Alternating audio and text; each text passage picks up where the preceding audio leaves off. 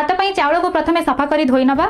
सेति पई गोटे पात्र रे किछि पानी नियंतु आउ सेथिरे चाउल को बेक जाई बुड़ई दियंतु तापरे चाउल को उबुटुबु करी बुड़ांतु बळे चाउल धोई जो बोली बाट पाइबनी। तापरे चुली रे बसिला बेले भात रेडी।